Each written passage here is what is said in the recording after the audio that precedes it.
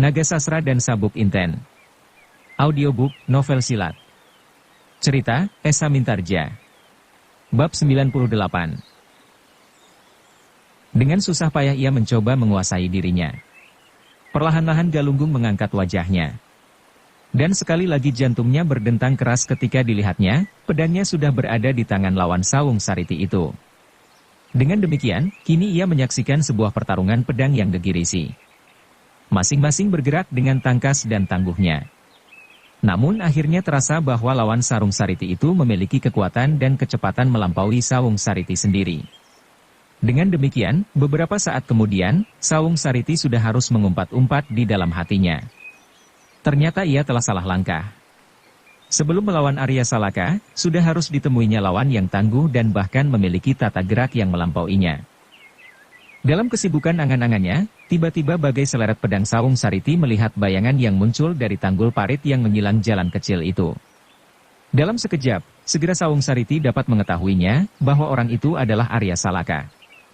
Karena itu dadanya menjadi berdebar-debar karena kegelisahan dan kecemasan bercampur baur dengan kemarahan yang meluap-luap. Namun Sawung Sariti adalah anak muda yang licik. Tiba-tiba ia tersenyum di dalam hatinya, ketika terpikir olehnya, baiklah Kakang Arya ku jadikan kawan kali ini. Urusan kita dapat kita selesaikan besok atau lusa. Sebenarnya lah yang datang itu adalah Arya Salaka. Mula-mula ia berjalan saja seenaknya sambil menikmati sejuknya angin malam. Namun tiba-tiba ia terkejut ketika dilihatnya di bawah pohon nyamplung, dua orang yang sedang bertempur mati-matian. Apalagi keduanya telah memegang pedang di tangan. Karena itu Arya menjadi tertegun sejenak. Siapakah mereka yang bertempur itu? Dengan hati-hati ia melangkah mendekati. Tanpa disengaja tangannya meraba-raba lambungnya. Dan terasa sebuah benda tersentuh tangannya, Arya menjadi tenang. Sebab ia tidak tahu, siapakah yang bertempur dengan senjata itu. Kalau perlu ia harus melibatkan diri, di lambungnya terselip Kiai Sulo. Pusaka pasingsingan yang ngedap-edabi. Dengan demikian Arya melangkah semakin dekat. Dan alangkah terkejutnya ketika ia mengenal kedua orang yang bertempur itu. Karena itu tiba-tiba ia berteriak, "Adi Sawung Sariti, apakah yang terjadi?" "Kakang Karangtunggal, berhentilah." Sawung Sariti tidak mendengar teriakan Arya Salaka. Ia bertempur terus, bahkan ia mengharap Arya membantunya. Tetapi ketika sekali lagi ia mendengar Arya memanggil namanya dan nama Karangtunggal, Sawung Sariti menjadi bimbang. Apakah Arya Salaka telah mengenal lawannya itu? Karangtunggal pun segera meloncat mundur beberapa langkah untuk membebaskan dirinya dari libatan serangan Sawung Sariti yang mengalir seperti banjir, sambil berkata nyaring, "Selamat datang Adi Arya Salaka." Akhirnya Sawung Sariti pun terpaksa berhenti bertempur. Dadanya berdegup ketika ternyata Arya benar-benar telah mengenal lawannya itu. Maka ia pun bertanya, "Apakah Kakang Arya telah mengenal orang ini?" "Ya," jawab Arya Salaka, "ia adalah Kakang Karangtunggal." Geram Sawung Sariti. Pikirannya menjadi berputar-putar dilibat oleh berbagai pertanyaan. Kalau orang ini telah mengenal Arya Salaka, maka adakah hubungannya dengan kehadirannya di bawah pohon nyamplung ini? "Kakang Karangtunggal, apakah yang terjadi sehingga Kakang bertempur melawan Adi Sawung Sariti?" "Bertanyalah kepada adikmu," jawab Karangtunggal. Arya mengalihkan pandangannya kepada Sawung Sariti. Matanya menyorotkan pertanyaan yang bergolak di hatinya. Untuk beberapa saat Sawung Sariti berdiam diri. Ia agak bingung, bagaimana ia harus menjawab pertanyaan itu. Sehingga terpaksa terluncurlah pertanyaan dari mulut Arya, "Kenapa Adi Sawung Sariti bertempur dengan Kakang Karangtunggal?"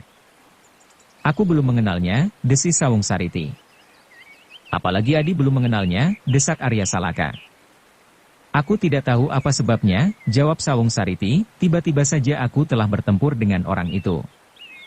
Arya mengerutkan keningnya. Sedang Karangtunggal tertawa perlahan-lahan. "Aneh," desisnya. "Aku juga tidak tahu, kenapa tiba-tiba saja aku sudah bertempur melawan Adi yang kau sebut Sawung Sariti itu." Wajah Sawung Sariti menjadi merah mendengar sindiran itu. Tetapi sebelum ia berkata sesuatu, terdengar Karangtunggal meneruskan, "Aku merasa bahwa aku telah diserangnya." "Kau mengganggu aku," bantah Sawung Sariti. "Menyentuh pun aku tidak," sangkal Karangtunggal. Arya menjadi bingung. Tetapi ia merasa bahwa keduanya belum berkata sebenarnya. Suatu kesalahpahaman, desis Arya. Memang hal itu mungkin sekali terjadi. Namun sekarang aku perkenalkan kalian masing-masing. Bukan kesalahpahaman, jawab Karang Tunggal, tetapi Adi Sawung Sariti sengaja menyerang aku tanpa sebab. Bukan tanpa sebab, sahut Sawung Sariti yang mulai merah kembali, kau mengganggu aku. Apamu yang aku ganggu? Tanya Karang Tunggal. Sawung Sariti terdiam. Sudah tentu ia tidak dapat mengatakan apa yang sebenarnya sedang dilakukan. Namun keringat dinginnya mengalir semakin deras ketika Karang Tunggal berkata, aku hanya datang kemari dan duduk di bawah pohon nyamplung ini. Apa salahku? Sawung Sariti masih belum dapat menjawab. Namun terdengar giginya gemeretak. Yang terdengar adalah kata-kata Karang Tunggal, dan kenapa aku kau usir dari sini tanpa sebab? Dan aku harus berjalan ke jurusan yang kau tentukan? Sawung Sariti menggeram. Namun ia belum menemukan jawaban yang tepat. Sedang Karang Tunggal berkata terus, apakah dengan demikian aku mengganggumu? Apakah kau sedang menunggu seseorang di sini dengan pedang terhunus? Dada Sawung Sariti semakin berdebar-debar. Sedang Arya mengangkat alisnya. Apakah benar yang dikatakan oleh Karang Tunggal itu? Sawung Sariti menunggu seseorang dengan pedang terhunus? Kalau demikian siapakah yang ditunggunya? Pertanyaan itu tiba-tiba datang mengganggunya. Tiba-tiba terdengarlah Sawung Sariti membentak keras-keras, jangan mengigau. Aku berkata sebenarnya, sahut Karang Tunggal. Tiba-tiba kembali Arya diganggu oleh angan-angan yang tak menyenangkan hatinya. Apakah maksud Sawung Sariti sebenarnya? Dan kenapa tiba-tiba saja anak itu telah mendahuluinya? Karena itu tiba-tiba terloncat dari mulut Arya. Apakah yang sebenarnya terjadi? Sudah aku katakan, sahut Karang Tunggal, anak muda itu menunggu seseorang dengan pedang terhunus. Apa pedulimu, tukas Sawung Sariti, daerah ini adalah daerah yang belum tenang. Orang-orang dari gerombolan hitam setiap saat berkeliaran di daerah ini. Apa salahnya aku duduk di bawah pohon ini dengan pedang terhunus? Tiba-tiba Karang Tunggal tertawa. Tertawa seorang pemuda yang berdarah jantan, namun darah itu masih belum mengendap di dasar jantungnya. Ia sebenarnya telah mengetahui apa yang akan dikerjakan oleh Sawung Sariti. Mula-mula ketika ia melihat Arya Salaka, ia ingin menyusul sahabatnya itu, yang berjalan bersama-sama dengan adik sepupunya, namun maksudnya diurungkan, ketika dilihatnya Arya berpisah dengan Sawung Sariti. Bahkan timbullah kecurigaannya kepada adik sepupu Arya. Dengan demikian ia mengikutinya dan mendengarkan semua percakapannya dengan galunggung. Karena itulah sengaja ia mendahului Arya dan duduk di bawah pohon nyamplung itu. Ia tahu benar bahwa dengan demikian Sawung Sariti akan marah kepadanya. Tetapi tidak mengapa. Sebab dengan demikian ia sudah berusaha mencegah kemungkinan itu terjadi. Meskipun ia sendiri tidak yakin, apakah dengan serangan diam-diam itu Arya akan dapat dikalahkan, namun hal yang demikian itu benar-benar berbahaya. Terbawa oleh sifat-sifatnya yang aneh, yang dipenuhi oleh api yang menyala-nyala di dalam dadanya, Karang Tunggal yang juga bernama Mas Karbet dan mempunyai sebutan Jaka Tingkir itu memandang kehidupan sebagai suatu kancah perjuangan. Namun kejantanannya menuntut setiap perjuangan harus dilakukan dengan adil dan jujur. Karena itulah maka ia menjadi muak melihat cara Sawung Sariti untuk mencapai maksudnya. Ia pernah mendengar dari Ki Lemah Telasi, apa yang sebenarnya terjadi di Banyu Biru. Pergolakan antar keluarga. Pergeseran Kamukten dan perjuangan untuk mempertahankan pusaka. Tafsirannya yang tepat mengatakan, bahwa apa yang terjadi sekarang ini adalah rentetan dari peristiwa-peristiwa itu. Dengan demikian, akhirnya ia berkata di antara suara tertawanya yang berderai, hai anak-anak muda. Kenapa kalian menyembunyikan tangan kalian di balik punggung? Kenapa kalian tidak berani mengangkat dada, berkata dengan lantang? Ayo kita pertaruhkan tanah ini. Banyu Biru dan Pamingit.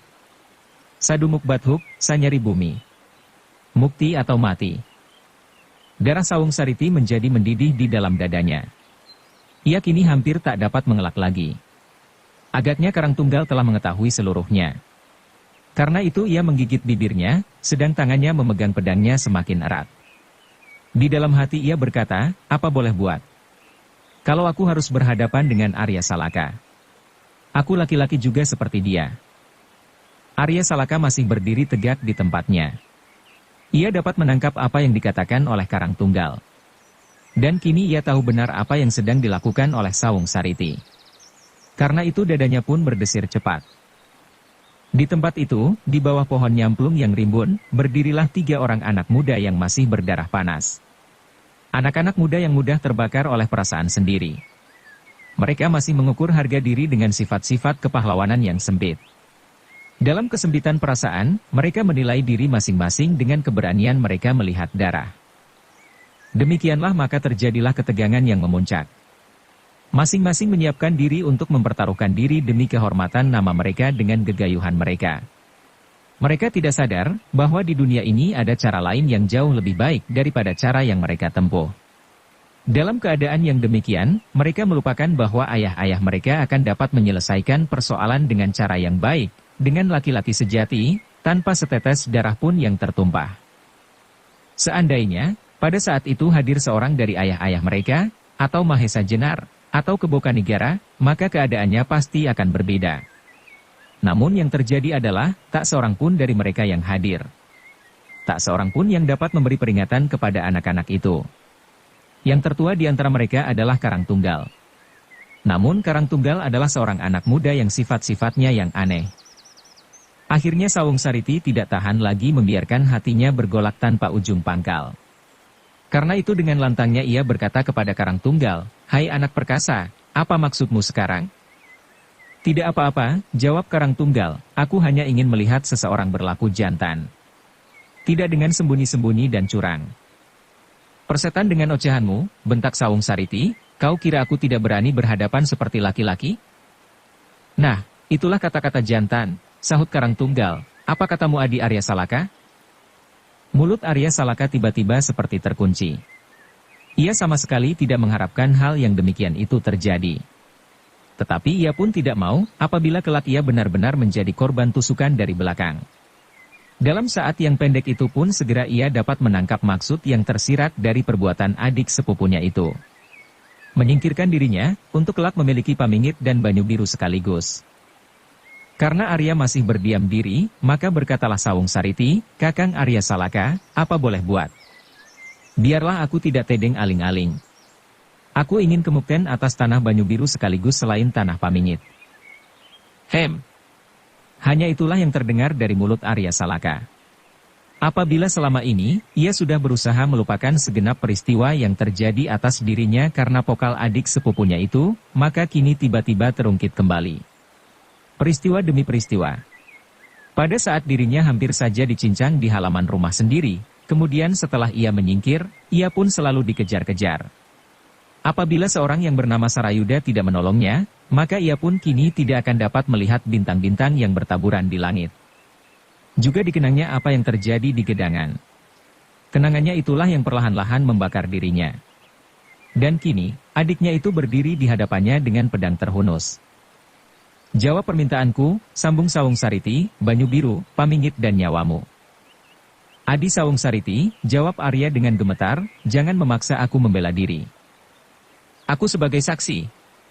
Tiba-tiba Karbet berteriak, "Siapapun yang kalah dan menang, harus menghindarkan diri dari dendam yang menimpa dari kalian terbunuh, adalah nasib malang yang menimpa diri. Aku tidak akan membuka mulutku kepada siapapun. Tetapi kematian adalah bukan tujuan kalian terbunuh. Karena itu hindarkanlah. Namun kalian harus berjanji bahwa kalian akan menerima keputusan yang kalian buat bersama." Suasana di bawah pohon nyamplung itu menjadi bertambah tegang. Dada ketiga anak muda itu bergetar cepat karena darah mereka yang bergolak. Pada saat itu Galunggung masih terkapar di tanah liat yang becek, di antara tanaman-tanaman jagung muda. Kepalanya masih terasa pening. Dengan susah payah ia berusaha untuk dapat duduk dengan tegak. Dalam keadaan itu, hatinya pun bertambah tegang. Tetapi ia tidak dapat berbuat apa-apa. Dalam pada itu terdengar Karangtunggal berkata, "Pertemuan yang demikian adalah jauh lebih baik daripada dendam yang membara di hati kalian. Tetapi sekali lagi aku peringatkan bahwa aku adalah saksi. Dan kalian tidak akan mendendam di hati. Dengan demikian, setelah pertemuan ini selesai, selesailah urusan kalian. Laki-laki sejati tidak akan menelan ludahnya kembali." Darah Sawung Sariti kini benar-benar telah mendidih. Sedang Arya Salaka dapat memaklumi maksud Karangtunggal. Anak muda itu tidak mau melihat pertentangan dan dendam yang berlarut-larut. Namun cara penyelesaian ini pun sangat tidak menyenangkan hatinya. Yang sudah bulat hatinya adalah Sawung Sariti. Hidup atau matinya telah dipertaruhkan untuk mencapai maksudnya. Demikianlah maka ketika darahnya telah bergelora membakar kepalanya, terdengarlah ia berteriak, "Kakang Arya Salaka. Melawan atau tidak melawan, aku akan menyerangmu dan berusaha membunuhmu. Itu adalah ketetapan hatiku. Dan aku telah menantimu di sini." Arya tidak sempat menjawab ketika ia melihat Sawung Sariti meloncat maju ke hadapannya. Beberapa langkah saja di mukanya dengan pedang yang terjulur lurus ke depan. Dengan gerak naluriah Arya mundur selangkah. Tangannya sudah siap mencabut pusaka Kiai Suluh. Namun sebelum itu dilakukan terdengarlah Karang Tunggal berkata, "Biarlah perkelahian ini menjadi adil. Kalian berdua tidak bersenjata, atau kalian berdua memegang pedang." Sawung Sariti dan Arya Salaka tidak segera menjawab. Mereka masih berdiri di atas kaki masing-masing yang renggang. Namun sepintas lalu, berkisarlah di otak Karang Tunggal. Ia telah mendengar ilmu sastra birawa yang dimiliki oleh Arya Salaka dan ilmu lebur saketi di dalam diri Sawung Sariti. Agaknya kedua ilmu itu lebih berbahaya daripada pedang. Dengan demikian mereka tidak akan mempergunakan ilmu-ilmu yang dahsyat itu. Apabila mereka akan mempergunakan, mereka harus melepaskan senjatanya, sehingga dengan demikian ada kesempatan padanya untuk mencegah terbenturnya kedua ilmu itu. Sedang pertempuran dengan pedang antara dua orang yang selincah Sawung Sariti dan Arya Salaka, biasanya tidak akan sampai pada bahaya yang sebenarnya terhadap jiwa mereka. Ia akan dapat mencegahnya apabila perlu, juga apabila salah seorang darinya telah terluka dan meneteskan darah. Karena itu, segera ia berkata, "Adi Arya, pakailah pedang ini." Karang Tunggal tidak menunggu jawaban. Segera ia meloncat dan menyerahkan pedang Galunggung kepada Arya Salaka. Seperti orang yang terbius oleh keadaan yang dihadapinya, Arya menerima pedang itu dengan hati yang kosong. "Nah, di tangan kalian telah tergenggam pedang," kata Karang Tunggal, "terserah kapan kalian akan mulai.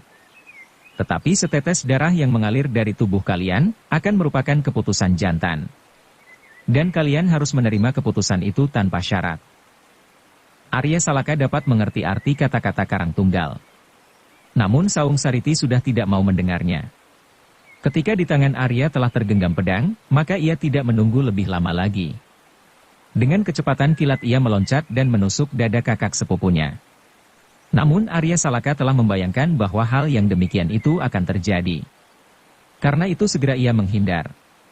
Pedang Galunggung di tangannya itu pun segera bergerak menyambar seperti elang di udara. Sawung Sariti segera meloncat ke samping.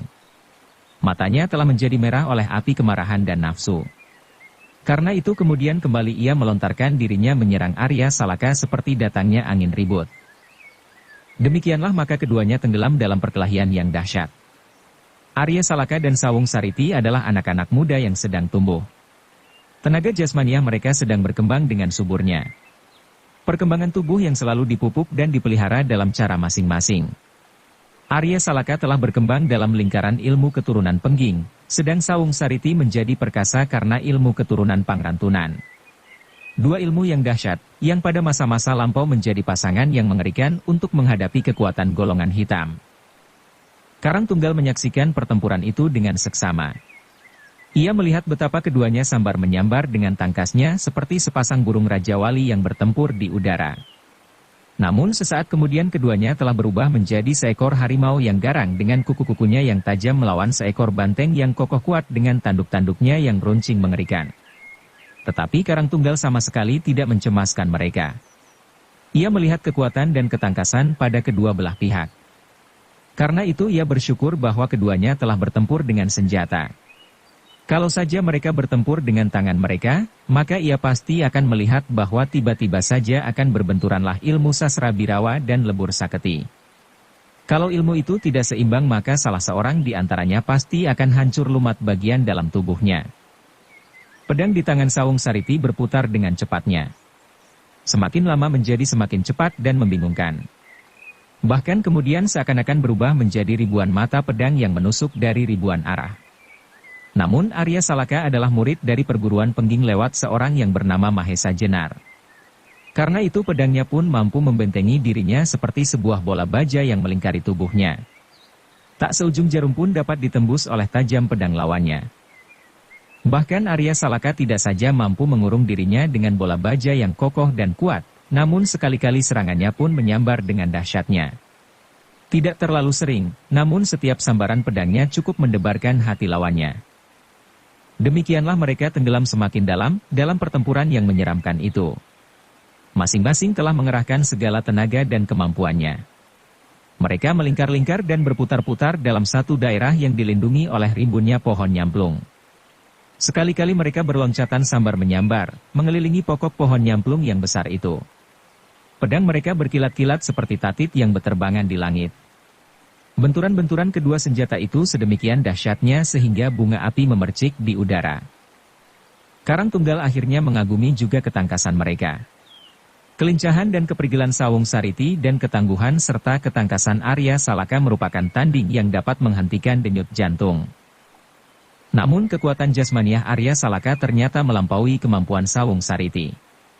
Tempaan yang bertahun-tahun di sepanjang perantauan, menuruni lembah dan tebing-tebing, perburuan di hutan-hutan dan pergulatan melawan ombak lautan, telah menjadikan tubuh Arya Salaka sekokoh belit karang. Otot-ototnya seakan-akan telah mengeras, sekeras besi.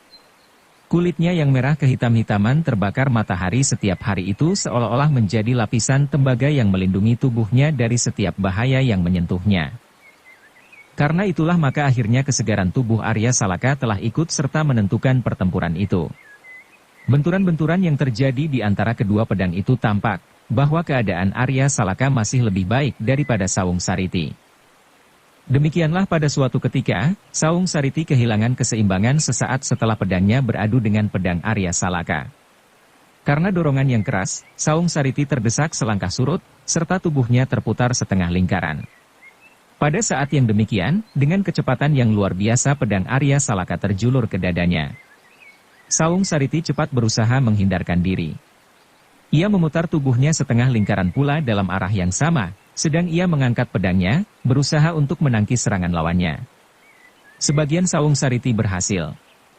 Pedangnya memukul pedang Arya Salaka ke samping. Namun kekuatan Sawung Sariti pada saat ia melingkar tidaklah sepenuh kekuatan Arya Salaka. Sehingga dengan demikian, pedang Arya masih menyentuh pundak kanannya. Sebuah goresan telah menyobek kulit Sawung Sariti. Dan dari luka itu melelehlah cairan yang berwarna merah segar. Darah. Sawung Sariti terkejut ketika terasa sebuah goresan menyengat pundaknya. Ia segera meloncat mundur. Tanpa disengaja tangan kirinya meraba pundaknya. Dan cairan yang hangat terasa di telapak tangannya. Terdengarlah ia menggeram dan giginya gemeretak. Pada saat itu Karang Tunggal meloncat ke depan dan berdiri di antara mereka. Dengan lantang ia berkata, keputusan telah jatuh. Darah telah menetes dari luka. Sawung Sariti memandang Karang Tunggal dengan mata yang berapi-api. Darahnya serasa mendidih di dalam dadanya. Katanya tidak kalah lantangnya, apa maksudmu? Perjanjian kita mengatakan, keputusan diambil secara jantan. Kalau darah telah menetes, pertempuran berakhir, dan selesailah persoalan kalian, sahut Karang Tunggal. Apa keputusan itu? Tanya Sawung Sariti. Seperti yang kita janjikan. Bukankah kalian sedang bertaruh di atas tanah Pamingit dan Banyu Biru? Jawab Karang Tunggal. Mata Sawung Sariti menjadi semakin menyala. Kemarahannya kini telah benar-benar memuncak. Tidak ada pertaruhan apa-apa. Tiba-tiba terdengar suara Arya Salaka yang sudah berhasil menenangkan diri. Marilah kita lupakan persoalan kita. Karang Tunggal mengerutkan keningnya. Namun kemudian ia tersenyum.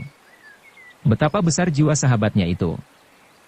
Bagus, katanya, kalian tetap pada kedudukan kalian masing-masing sebagai putra kepala daerah perdikan yang terpisah. Bagi Sawung Sariti semuanya itu seakan-akan merupakan ejekan atas kekalahannya. Didorong oleh harga diri dan dilambari oleh nafsu yang melonjak-lonjak, maka Sawung Sariti telah lupa pada segalanya. Lupa pada keadaannya, lupa pada darahnya yang bersumber dari saluran yang sama dengan Arya Salaka.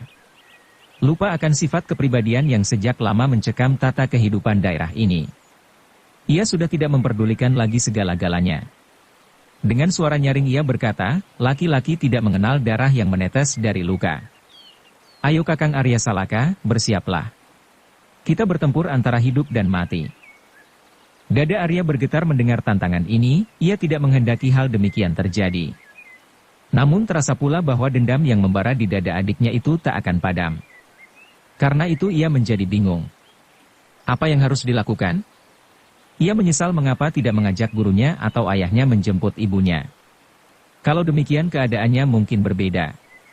Tetapi di dalam hatinya melontarlah kata-kata, kalau Sawung Sariti tidak melakukannya sekarang, maka akan datanglah saatnya pertentangan yang memuncak. Bara api yang tersimpan di dalam dada anak itu bagai bara api yang tersembunyi di dalam sekam. Setiap saat akan berkobar membakar dirinya. Dalam pada itu Karang Tunggal pun menjadi kecewa. Sawung Sariti ternyata tidak berjiwa besar. Karena itu akhirnya ia berkata, kenapa kau mengingkari janji? Aku tidak pernah berjanji. Dan aku sudah berkata, melawan atau tidak, aku akan bunuh Kakang Arya Salaka, jawab anak muda yang mata gelap itu. Suasana di bawah pohon nyamplung kini benar-benar dicekam oleh ketegangan yang memuncak. Gemersik daun-daunnya yang rimbun terdengar seperti lagu maut yang membelai hati ketiga anak-anak muda yang sedang berdiri mematung di bawahnya. Arya Salaka masih berdiri dalam kebimbangan hati. Apa yang harus dilakukan? Tiba-tiba terdengar Sawung Sariti berkata seperti guruh dimulai hujan. Jangan tegak seperti patung. Aku ulangi, melawan atau tidak, aku akan membunuhmu. Bersiaplah. Aku akan mulai. Tunggu dulu, sahut Arya Salaka. Tetapi Sawung Sariti sudah tidak mau mendengarkan lagi. Ia telah meloncat seperti seekor serigala lapar menerkam mangsanya. Demikian cepat dan tiba-tiba sehingga Arya dan Karang Tunggal menjadi terkejut karenanya. Arya sama sekali tidak menduga Sawung benar-benar akan mengancam jiwanya pada saat ia sedang mencoba mencegah perkelahian. Karena itu ia agak gugup. Ia melihat pedang adik sepupunya yang besar dan panjang tiba-tiba saja terjulur ke dadanya. Dengan segala kemampuan yang ada padanya ia mencoba memukul pedang tersebut. Namun terlambat. Pedang Sawung berhasil mematuk dadanya. Kemudian sebuah goresan yang panjang membekas menyilang. Perasaan pedih menjalar menyusur segenap sarafnya. Arya berdesis perlahan. Untunglah ia tangkas, sehingga goresannya tidak dalam. Namun demikian darah yang mengalir dari luka itu, seakan-akan minyak yang akan menyiram api kemarahan anak muda dari Banyu Biru. Arya Salaka bukan anak dewa ataupun malaikat dari langit. Karena itu, maka ia pun memiliki sifat-sifat anak muda pada umumnya. Darahnya yang panas, serta jiwanya yang meledak-ledak. Selagi Arya Salaka masih memiliki sifat-sifat manusia pada umumnya. Marah, dendam dan nafsu mempertahankan diri. Demikian akhirnya Arya telah kehilangan semua kesabaran serta kelunakan hati. Yang di dalam dadanya kini adalah kemarahan yang menyala-nyala seperti api membakar hutan kering di lereng bukit dalam arus angin yang kencang. Hilanglah kini pengamatannya atas adik sepupunya. Yang ada di hadapannya kini adalah lawan yang sedang mempertaruhkan hidup atau mati. Karena itulah maka sambil menggeram keras Arya meloncat dengan tangkasnya, kemudian seperti badai ia menyerang Sawung Sariti. Namun Sawung Sariti telah bertekad bulat untuk bertempur mati-matian. Namun, Sawung Sariti pun telah bertekad bulat. Ia telah memutuskan untuk bertempur mati-matian. Ia tidak akan mau hidup bersama-sama dengan kakak sepupunya dalam lingkungan langit yang sama. Kakak sepupunya atau ia yang harus mati. Maka terulang kembali pertempuran sengit di bawah pohon nyamplung. Pertempuran antara dua anak muda yang darahnya sedang mendidih sampai ke kepala. Karang Tunggal kini berdiri seperti tonggak. Ia benar-benar menjadi kecewa. Ia kini tidak bisa berharap bahwa dendam di antara keduanya akan terhapus karena ucapan jantan. Karena itulah ia melangkah perlahan-lahan menepi dan duduk di tepi jalan bersandar pokok pohon nyamplung. Untuk menghilangkan kejengkelan hatinya, tiba-tiba Karang Tunggal berteriak keras-keras, "Aku tidak peduli lagi dengan kalian. Apa yang terjadi kemudian, aku tidak turut campur. Juga seandainya kalian mati bersama-sama, aku akan berdendang lagu Kinanti, sama sekali bukan Megatruh."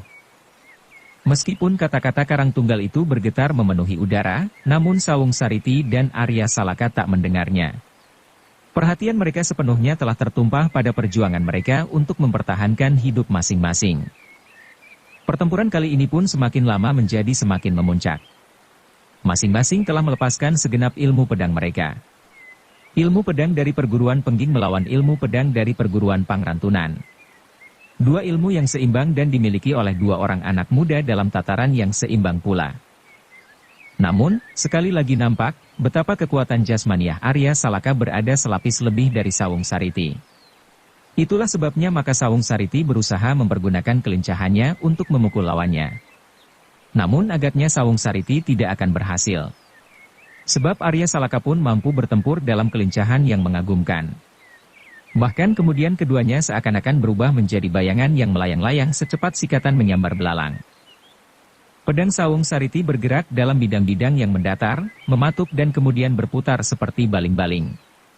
Sedangkan pedang Arya Salaka mengambil garis-garis silang untuk mematahkan serangan Sawung Sariti dan kemudian bergerak melingkari dirinya, untuk kemudian dengan dahsyatnya, sedahsyat angin pusaran, pedang itu melibat lawannya. Dalam benturan-benturan yang terjadi, semakin jelas betapa kekuatan tubuh Arya Salaka melampaui kekuatan lawannya. Maka ketika Arya Salaka tidak lagi dapat mengendalikan diri, pedangnya menyambar dengan cepat dan kerasnya ke arah leher lawannya. Namun kelincahan Sawung Sariti pun tidak kalah daripada lawannya. Cepat ia merendahkan diri dan pedangnya menyilang, melindungi tubuhnya. Terjadilah suatu benturan yang dahsyat. Seperti bunga api menghambur di udara. Dalam benturan itu, Arya telah mengerahkan segenap kekuatannya, bahkan ia telah mempergunakan ayunan pedangnya serta berat badannya untuk memperkuat serangannya. Dengan demikian, kekuatan yang menghantam pedang Sawung Sariti jauh melampaui kekuatan Sawung Sariti. Dengan demikian, ia terlontar mundur, sedang pedangnya bergetar cepat. Terasa jari-jarinya menjadi panas dan nyeri. Cepat ia berusaha untuk memperbaiki keadaannya, namun secepat itu pula sekali lagi pedang Arya Salaka memukul pedang Sawung Sariti. Kali ini Sawung Sariti tak dapat lagi menyelamatkan pedangnya. Dengan kerasnya pedangnya terpukul jatuh di tanah. Sawung Sariti menggeram keras karena terkejut dan nyeri-nyeri di tangannya. Dengan cepatnya ia melontar mundur sejauh-jauhnya. Namun Arya pun mampu bergerak secepat itu, sehingga ketika Sawung Sariti berjejak di atas tanah, ujung pedang Arya seakan-akan telah melekat di dadanya. Sekali lagi ia mencoba menjauhkan diri dari ujung pedang itu, namun Arya Salaka pun melontar maju dengan kecepatan yang sama. Akhirnya Sawung Sariti berhenti. Tangannya bergetar, namun tak sesuatu dapat dilakukan. Sedang ujung pedang Arya masih saja menekan dadanya. Melihat keadaan kedua anak muda yang bertempur itu, Karang Tunggal menjadi tegang. Tanpa sesadarnya, ia meloncat berdiri dengan wajah tegang menanti apa yang akan terjadi. Pada saat itu, Arya benar-benar telah menguasai lawannya. Dengan satu gerakan yang sederhana, ujung pedangnya akan menembus dada adik sepupunya itu. Namun tiba-tiba tatit dari ujung langit memancar di udara. Seleret sinar jatuh di wajah adiknya yang tegang kaku. Bergetarlah dada anak muda dari Banyu Biru itu. Ia pernah melihat wajah yang sedemikian itu di Gedangan beberapa tahun lampau. Kalau ia mau, pada saat itu Sawung Sariti telah terbunuh dengan ujung tombak pusakanya. Tetapi pada saat itu ia tidak dapat membunuhnya. Perasaannya dirisaukan oleh kenangan masa-masa silam. Masa kanak-kanak dan masa-masa mereka bergaul sebagai saudara. Seperti juga pada saat yang serupa, kini tangan Arya Salaka yang memegang pedang itu bergetar karena getaran di dalam jiwanya. Getaran perasaan seorang kakak. Betapapun kemarahan telah membakar dadanya, namun Arya masih sadar bahwa Sawung Sariti adalah adik sepupunya. Dalam kerisauan itu tiba-tiba terdengar suara Sawung Sariti lantang, seperti apa yang dikatakan beberapa tahun yang lampau, Kakang Arya Salaka. Bunuhlah aku. Arya Salaka memandang wajah adiknya. Tangannya masih bergetar. Namun mulutnya tiba-tiba seperti terkunci. Bahkan kemudian kembali terdengar Sawung Sariti berkata, kali ini bunuhlah aku, supaya aku tidak membunuhmu kelak. Nafas Arya Salaka berjalan semakin cepat. Bukan karena kelelahan, tetapi karena perasaannya yang bergolak demikian dahsyatnya. Bergolakan perasaan yang telah menggoncangkan nalarnya. Dengan mata yang suram ia mengamat-amati wajah adiknya dengan seksama. Wajah yang masih memancarkan perasaan dendam dan benci. Namun karena itulah maka Arya Salaka menjadi kasihan melihatnya. Ia menangkap getaran perasaan adiknya. Betapa ia tidak rela menerima keadaan itu. Karena itu tiba-tiba terdengarlah suaranya gemetar, Adi Sawung Sariti. Berjanjilah demi Tuhan yang Maha Tahu, bahwa kau akan melupakan gegayuhan yang sesat itu. Kemudian biarlah kita menikmati hidup tenang. Lepas dari rasa dendam dan prasangka. Kakang, jawab Sawung Sariti, aku sudah berkata, kau atau aku yang harus lenyap. Kita tak akan dapat hidup bersama di bawah cahaya matahari yang sama. Arya Salaka mengangkat alisnya. Dadanya berdentang keras mendengar jawaban Sawung Sariti. Dalam pada itu, Kerbet pun menjadi heran melihat peristiwa itu. Alangkah bersih jiwa Arya Salaka. Sebaliknya, betapa keras kepala adik sepupunya itu. Dengan demikian, Karang Tunggal pun terpaksa menahan nafasnya, menanti apa yang kira-kira akan terjadi. Di dalam lumpur yang becek, Galunggung masih duduk dengan mulut ternganga. Pertempuran yang terjadi benar-benar telah merampas segenap kesadarannya. Dan kini ia melihat Sawung Sariti dalam bahaya. Arya Salaka masih tegak di tempatnya. Pedangnya masih melekat di dada adiknya dengan gemetar. Secepat getaran di dadanya sendiri. Bahkan tiba-tiba tangannya menjadi lemas, dan karena itu pedangnya pun semakin tunduk ke tanah. Sawung Sariti melihat keadaan kakaknya. Ia melihat pedang itu semakin renggang dan tunduk. Mula-mula ia merasa aneh, kenapa kakaknya itu tidak membunuhnya, seperti beberapa tahun yang lalu, meskipun ia telah mengancamnya.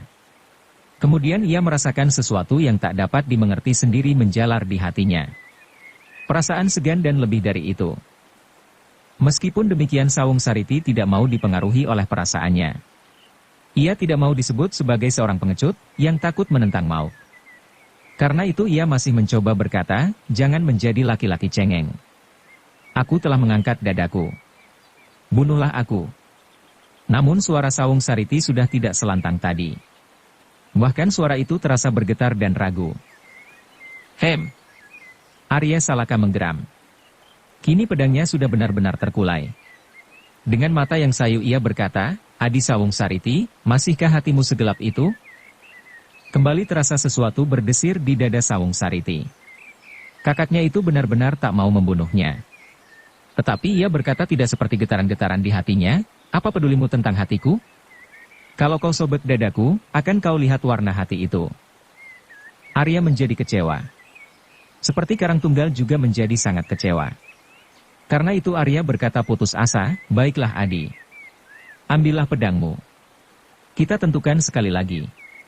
Siapakah yang akan mati di antara kita? Sekali lagi dada Sawung Sariti bergoncang. Kesempatan itu masih didapatnya. Aneh.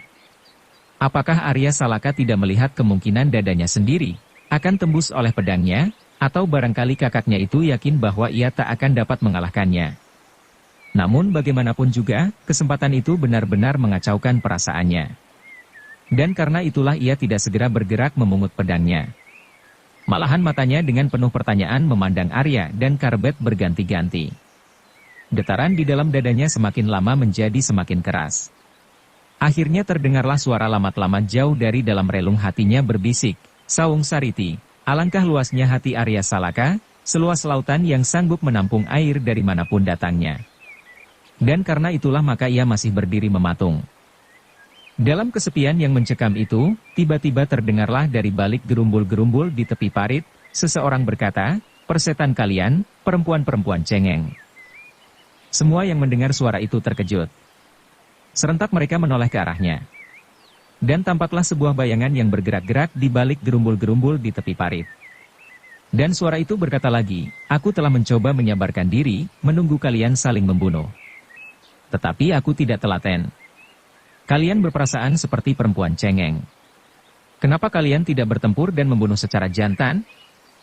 Dada ketiga anak muda yang berdiri di bawah pohon nyamplung itu menjadi semakin berdebar-debar, dan bayangan itu masih saja berada di sana sambil meneruskan kata-katanya, aku telah menunggu untuk mengurangi darah yang melumuri tanganku. Setidak-tidaknya aku hanya tinggal membunuh 2 di antara kalian bertiga atau 1, apabila kalian laki-laki dan bertempur seperti laki-laki. Tetapi tidaklah demikian. Karena itu maka kalian telah memberatkan pekerjaanku. Membunuh kalian bertiga dengan tanganku. Tidak seorang pun dari ketiga orang di bawah pohon nyamplung itu yang bergerak. Semua berdiri mematung dengan hati yang tegang. Mereka menunggu untuk mengetahui siapakah yang berbicara itu. Berdesirlah dada mereka, dan darah mereka seakan-akan membeku ketika mereka melihat bayangan di belakang gerumbul itu meloncat dengan tangkasnya, melangkahi pohon-pohon perdu seperti seekor burung gagak yang berwarna kelam di malam yang gelap. Mereka menjadi semakin terkejut lagi ketika bayangan itu telah berdiri di antara mereka, di bawah pohon nyamplung itu. Ternyata bayangan itu adalah seorang yang bertubuh bongkok dan berwajah mengerikan, seperti wajah hantu. Buge Kaliki, desis Sawung Sariti. Bersambung ke bab 99. Dukung kami dengan subscribe, follow, like, komen dan share.